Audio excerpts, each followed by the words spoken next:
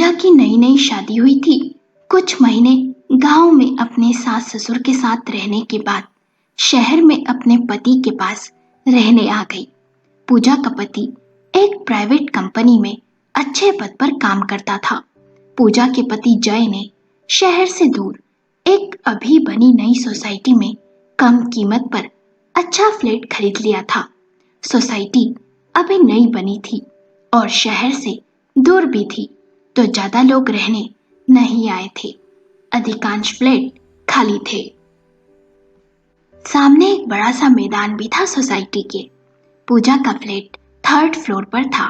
पूजा बेहद ही खूबसूरत थी। उसके तन पर कसकर बंधी हुई साड़ी, खुले हुए बाल, मुस्कुराते समय उसके गालों में पड़ने वाले डिंपल किसी को भी दीवाना बना सकते थे। नई नई शादी का खुमार पूजा और जय पर छाया हुआ था। रविवार का दिन था। जय बालकनी में बैठ अखबार पढ़ रहा था कि अचानक से पूजा आई और जय के गले में बाहें डाल झूल गई। ये देख जय ने चिढ़ते हुए कहा, यार पूजा, ये सब बालकनी में शोभा नहीं देता। बेडरूम और घर के अंदर ही ये सब अच्छा लगता है। पूजा ने कहा, इसमें नाराज होने वाली क्या बात है जय? हमें कौन यहाँ देख रहा है? दूर दूर तक हमारे अलावा कोई भी नहीं है। हमारे सामने के फ्लैट भी खाली पड़े हैं, पर यहाँ कितना सुकून है ना। कहते हुए पूजा ने जय के गालों को चूम लिया। जय फिर चिढ़ गया और पूजा उसे देख हंसने लगी। एक दिन जय ने कहा, आज बाहर लंच करने चलते हैं, जल्दी से तैयार हो जाओ पूजा। पूजा ड्रेस चेंज करने लगी। तभी जय अपना मोबाइल लेने कमरे में आया और पूजा को देख बोला, ये क्या बेवकूफी है? खिड़की खुली है, कम से कम पर्दा तो लगा लिया करो, फिर कपड़े बदला करो। पूजा ने कहा, तुम भी ना जय, बहुत सोचते हो। यहाँ कौन है जो मुझे देखने के लिए खिड़की पर बैठा है? दूर दूर तक कोई नहीं है, समझे ना? जय ने पूजा का जवाब सुन कुछ नहीं कहा। रात को भी सोते समय पूजा खिड़की खोल देती, पर्दा भी नहीं लगाती। कहती, ठंडी हवा आती है। गांव में तो खुले आसमान के नीचे खटिया पर सोते हैं, और यहाँ क्या खिड़की खोल सो भी नहीं सकते। जब पूजा अतरंग पलों में अपने पति के साथ व्यस्त रहती, तब भी खिड़की खुली हुई ही रहती। इस तरह 6 महीने का समय कब नए घर में बीत गया पता न चला। एक दिन पूजा घर के सारे काम निपटा कर नहाने गई। बेडरूम में आकर साड़ी पहनने लगी। तभी उसके मोबाइल की मैसेज टोन बजी। पूजा ने साड़ी पहन के मोबाइल देखा तो उसमें लिखा था, आज हरी साड़ी में बिल्कुल फटाका लग रही हो। पूजा ने अपने आप को देखा। उसने हरी साड़ी पहनी है, पर कौन है ये जो उसे देख रहा है? पूजा ने खिड़की में से देखा तो दूर दूर तक कोई नहीं था। दरवाजा खोलकर भी देखा, पर बाहर कोई नहीं था। पूजा ने सोचा, ये जरूर जय की शरारत होगी, उसे डराने के लिए, क्योंकि जय ने ऑफिस जाने से पहले बेड पर रखी हरी साड़ी देखी थी। इस कारण मुझे डराने के लिए अपने किसी दोस्त के मोबाइल से मैसेज किया होगा, पर मैं डरने वालों में से नहीं हूं जय। मैं ऐसा दिखाऊंगी जैसे मुझे कोई फर्क ही नहीं पड़ा। जय घर आया तो पूजा ने उसे उस मैसेज के बारे में कुछ नहीं कहा। अगले दिन जय के ऑफिस जाने के बाद पूजा घर के कामों में लगी हुई थी। फिर मैसेज टोन बजी। इस बार एक एमएमएस था। पूजा मन ही मन मुस्कुराई और बोली, अब क्या भेज दिया जय ने? पूजा ने फोन अनलॉक किया तो देखा एमएमएस था, जिसमें पूजा जय को किस कर रही थी।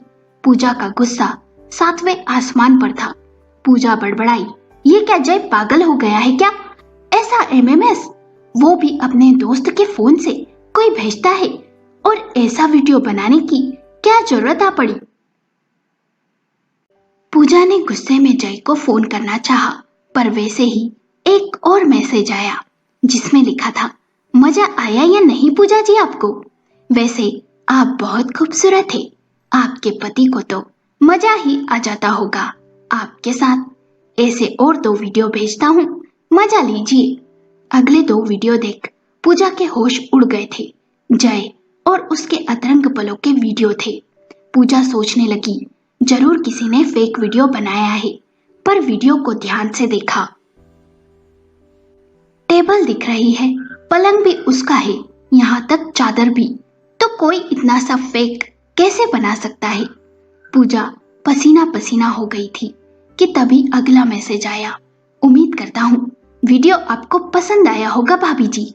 ऐसे और भी वीडियो है मेरे पास आपके, यदि आप चाहें तो मैं उन्हें डिलीट भी कर सकता हूँ, पर उसके लिए आपको कीमत चुकानी होगी। और उसके बाद फिर कोई मैसेज नहीं आया। पूजा ने कांपते हाथों से मैसेज कर पूछा, कैसी कीमत, कौन हो तुम? उधर से जवाब आया, मैं कौन हूँ तुम्हें पता चल जाएगा, पर तुम्हारी खूबसूरती का दीवाना हो गया हूँ। और भाभी जी, मुझे रात का मजा दे दीजिए, जैसा आप अपने पति को देती हैं, यही चाहत है मेरी बस। और हाँ, यदि किसी को कहा या पुलिस के पास गई तो ये वीडियो मैं सोशल मीडिया पर डाल दूंगा। फिर तो आप रातों रात फेमस हो जाएंगी भाभी जी। कल बताता हूँ कहाँ और किस समय आना है, जब तक के लिए वीडियो का मजा ले। पूजा का दिमाग काम करना बंद कर गया था। जय को ये सब बताए या नहीं, कुछ समझ नहीं आ रहा था। जय रात को घर आया, पूजा का उतरा हुआ मुंह देख बोला, क्या हुआ? पूजा ने तबीयत ठीक नहीं होने का बहाना बना दिया। सारी रात पूजा सो न सकी। अगले दिन दोपहर को जय के ऑफिस जाने के बाद पूजा को फिर मैसेज आया, जिसमें लिखा था, कल शाम होटल ब्लू मून आ जाना, 6 बजे, कमरा नंबर 502। पूजा ने उसके जवाब में लिखा, मैं आ तो जाऊंगी, पर मैं एक बात कहूँ, मैं अपने पति के साथ ना तो खुश हूँ और ना ही संतुष्ट। मैं अपनी प्यास बुझाने के लिए खुद एक जवान मर्द ढूंढ रही थी, और देखो प्यासी को कुआं मिल गया। क्या तुम मुझे खुश कर सकते हो? बहुत देर तक कोई जवाब नहीं आया। फिर पूजा के मोबाइल की मैसेज अलर्ट टोन बजी, जिसमें लिखा था, हाँ मैं तुम्हें जन्नत का मजा दे दूंगा मेरी जान, पर ये कोई चालाकी तो नहीं है तुम्हारी? होशियार बनी ना तो अंजाम पता है ना? पूजा ने मैसेज का जवाब दिया, ये कोई चालाकी नहीं है, मैं सच कह रही हूँ, और मैं नहीं चाहती हम होटल में मिले। 2 दिन बाद मेरे पति किसी काम से शहर से बाहर जा रहे हैं, वो भी पूरे 3 दिनों के लिए। तो क्या तुम 3 दिन मेरे साथ बिताओगे? फिर बहुत देर तक उधर से कोई जवाब नहीं आया। फिर मैसेज टोन बजी। पूजा ने मैसेज पढ़ा, ये तो बहुत अच्छी बात है, मुझे तुम्हारे घर आने में कोई समस्या नहीं है, पर मेरी नजरें हर समय तुम पर है, ये बात ध्यान रखना, जरा सी भी चालाकी भारी पड़ सकती है। पूजा ने कहा, ठीक है, तो 2 दिन बाद मेरे पति के जाने के बाद मैं तुम्हें मैसेज करूंगी। उधर से मैसेज आया, ठीक है, मुझे इंतजार रहेगा। 2 दिन बीत गए। सुबह करीब 10 बजे के आसपास जय तैयार हुआ, अपना बैग ले नीचे सोसाइटी पार्किंग में गया। पूजा भी जय के साथ गई। जय ने कार में बैठने से पहले पूजा से कहा, बाई जान, शादी के बाद तुम्हें पहली बार छोड़ इतने दिनों के लिए बाहर जा रहा हूँ। मन तो नहीं है, पर जाना जरूरी है, इसलिए जाना पड़ेगा। तुम अपना ध्यान रखना, मैं फोन करूंगा पहुंचकर। जय कार ले चला गया। पूजा जैसे ही ऊपर आई, उसका मोबाइल का मैसेज टोन बजा। मैसेज देखा तो लिखा था, तैयार रहना, मैं 1 बजे आ रहा हूँ मिलने। पूजा को बेसब्री से इंतजार था। 1 बज गए पर कोई नहीं आया।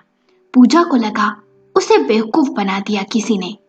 फिर करीब 2 बजे दरवाजे की घंटी बजी। पूजा ने दरवाजा खोला। सामने करीब 22-23 साल का एक लड़का खड़ा था। पूजा को देख बोला, और कैसी हो? पूजा ने कहा, तुम, वो मैसेज। उस लड़के ने हाँ में सर हिलाया। फिर पूजा ने उसे अंदर आने को कहा। वो सोफे पर आकर बैठ गया। पूजा को देख बोला, तुम तुम बेहद खूबसूरत लग रही हो इस ऑरेंज साड़ी में। पूजा ने भी कहा, मुझे लगा था कोई भद्दा काला मोटा ब्लैकमेलर होगा, पर तुम तो बेहद स्मार्ट हो। देखो, मुझे वैसे भी एक स्मार्ट जवान लड़के की तलाश थी। मैं अपने पति से ना खुश हूं और ना ही संतुष्ट, और तुम मिल गए।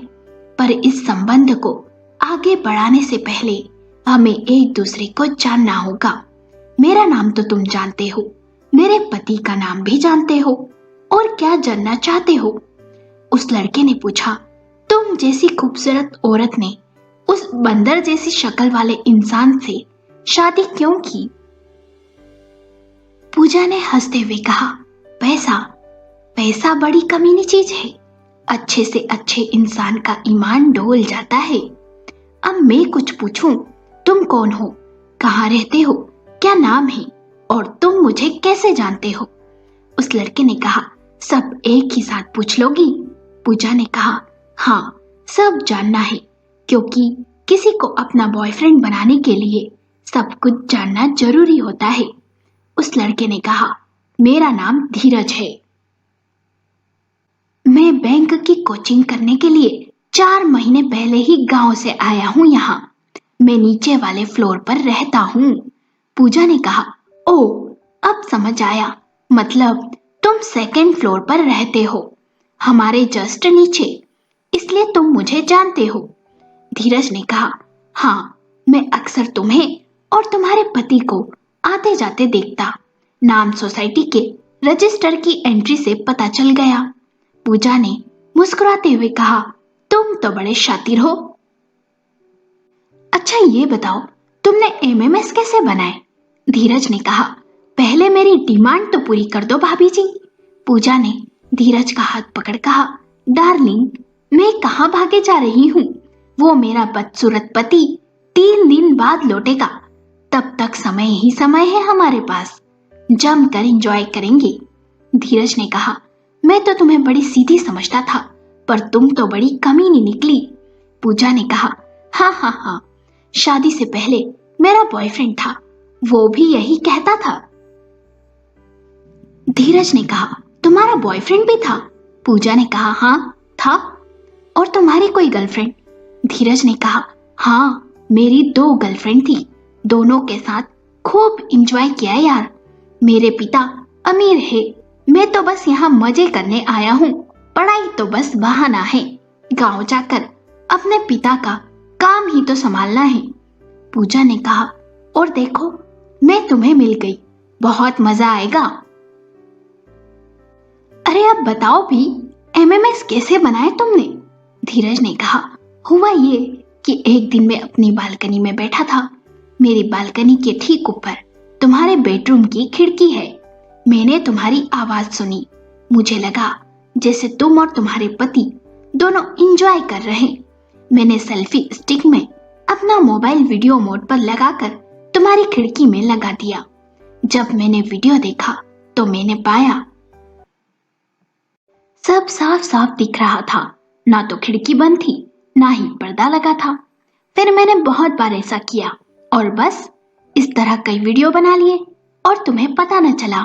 पूजा ने कहा, तुम तो बड़ी पहुंची हुई चीज निकले मेरी जान। अच्छा, चलो बेडरूम में चलते हैं। पूजा और धीरज बेडरूम में गए।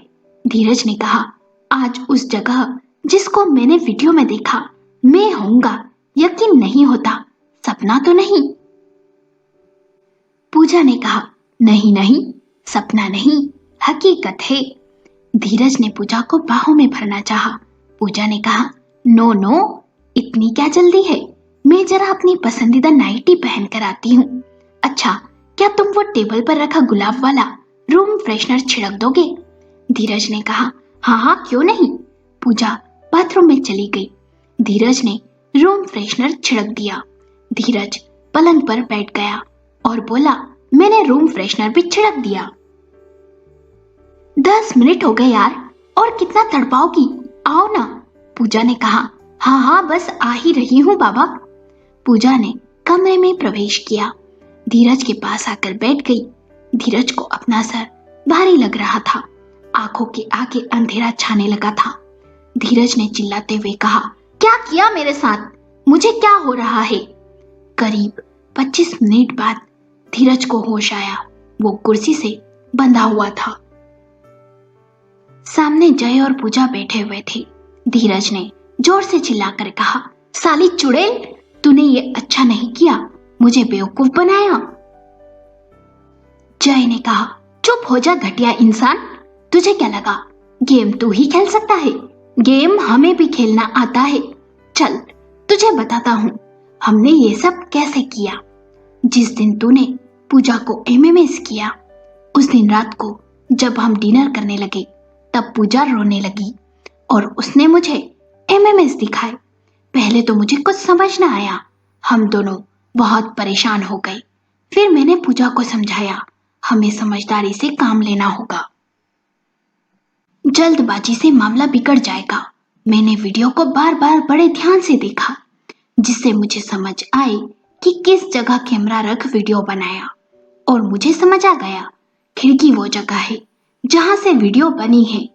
फिर 2 दिन में मैंने पता लगाया कि नीचे कौन रहता है, और मुझे पता चला कि तुम 4 महीने से नीचे के फ्लैट में रह रहे हो। बस फिर हमने मिलकर जाल बुना और तुम जाल में फंस गए। मैंने बाहर जाने का नाटक किया और कार ले सोसाइटी के पीछे वाली गली में खड़ा हो गया।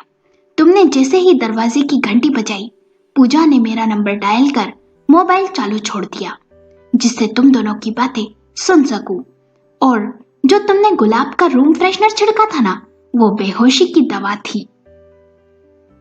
पूजा ने एक जोरदार तमाचा धीरज को देते हुए कहा, मैं अपने पति को कभी धोखा देने का सोच भी नहीं सकती। जय ने कहा, पुलिस अभी आती ही होगी और तुमने जो भी पूजा को बताया वो सब कैमरे में हमने रिकॉर्ड कर लिया है सबूत के तौर पर। धीरज ने कहा, तुम्हें तो मैं देख लूंगा। कुछ देर में पुलिस आकर धीरज को ले गई। पूजा नम आंखों से जय के सीने से लग गई। जय ने कहा, पूजा प्लीज अब से कोई लापरवाही नहीं कि कौन है आसपास, मुझे कौन देखेगा। खिड़की बंद कर पर्दे लगाकर ड्रेस चेंज करो और बाहर बालकनी में भी अब से तमीज से पेश आना। बेडरूम की हरकतें बेडरूम में ही अच्छी लगती है, बाहर नहीं। और हाँ, सावधानी घर पर ही नहीं बाहर भी रखना चाहिए, जैसे trial room, public toilet, hotel. समझी? जरा सी लापरवाही मुसीबत में डाल सकती है। पूजा ने कहा, सॉरी, ये सब मेरी लापरवाही के कारण हुआ, पर अब मैं ध्यान रखूंगी। जय ने कहा, ठीक है, और बोला, अच्छा तो मैं बदसूरत हूँ? पूजा ने कहा, अरे नहीं, वो तो बस उस बेवकूफ को जाल में फंसाने के लिए जो उस समय समझ आया कह दिया। जय पूजा को छेड़ने लगा और हंसने की आवाज से बेडरूम गूंजने लगा, पर इस बार खिड़की बंद थी और पर्दे लगे हुए थे। पूजा खुश थी कि जय ने गुस्सा या डर से काम न ले समझदारी से काम लिया, और जय भी खुश था कि पूजा ने उससे अपनी गलती को ना छिपाकर उसे सब कुछ बताया। दोस्तों, आपको कहानी कैसी लगी? हमें अपने विचार कमेंट करके बताएं। कहानी पसंद आई हो तो लाइक करें, शेयर करें और चैनल को सब्सक्राइब करें।